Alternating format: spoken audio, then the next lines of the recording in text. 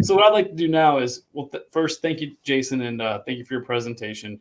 I'd like to invite Chris Davis, our Government Affairs Director. He's going to talk about some of the site legislative initiatives for increased motor fuel tax funding.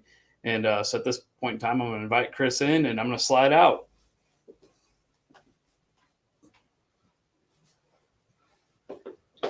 Thank you, Jeremy. Good morning, site. Appreciate your participation here today in your expo, and very thankful to all of our sponsors and presenters today, and all week long. Site has been extremely busy this legislative session, and the months leading up to this session last fall, we've been working very hard on a motor fuel tax increase in Missouri. Missouri ranks 48th nationally in funding per mile in our transportation infrastructure system. And we have tried in the past to increase the motor fuel tax with very little success with the voters. So House Transportation Committee Chair, Representative Becky Ruth from Festus, sought out this summer to see what other states are doing in terms of funding their infrastructure and their motor fuel tax. And she came across South Carolina law that was adopted in that state back in 2017. And that has become the foundation for what we are pursuing here in Missouri. South Carolina doesn't necessarily have the constitutional restraints that Missouri has.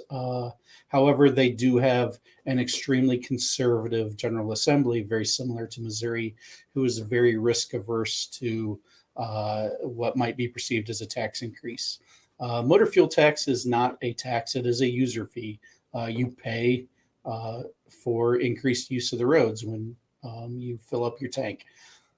So we spent a large part of the fall working with Representative Ruth and Senate President Pro Tem Schatz on pursuing legal questions in Missouri on the ability to raise the motor fuel tax while providing a refund to motorists and citizens who might want to request the funds back that they have paid at the pump throughout the year. That is the foundation for what South Carolina passed. They raised their motor fuel tax, but gave citizens the ability to apply for a refund at the end of the year based on the increased taxes that they paid throughout the year. So what we have is House Bill 1044 in the House, sponsored by Representative Ruth, that would raise the motor fuel tax 2 cents per year over 5 years for a 10-cent motor fuel tax increase when fully implemented. It will also allow citizens of Missouri and households to apply for a refund at the end of the year of that incremental 2 cent increase every year. They can apply for a refund if they want to collect the receipts throughout the year from the pump, fill out the paperwork at the end of the year, and get their $12 back or $10, or an extremely heavy driver might get $15 back. If they want to go through that trouble, they can apply for that refund for up to 2 vehicles per household. What we're really focused on right now, though, is Senate President Schatz's legislation in the Senate ups the ante.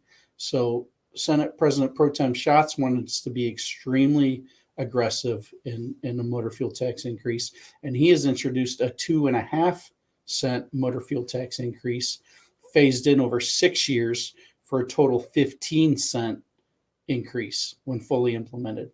His legislation does go a little further, though, on the refund component. It allows not just households and citizens of the state.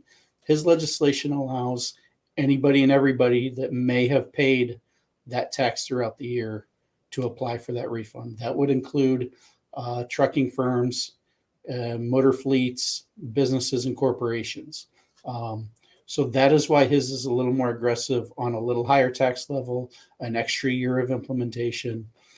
But that refund expires at the end of the 6-year full implementation.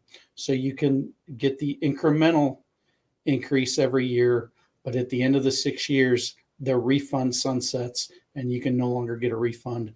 Therefore, the entire 15 cent motor fuel tax increase is fully implemented, and the state will get all of that money. So there won't be the leakage of motor fuel taxes. We're extremely focused on the Senate right now. I actually am leaving Site's offices as soon as this meeting is over.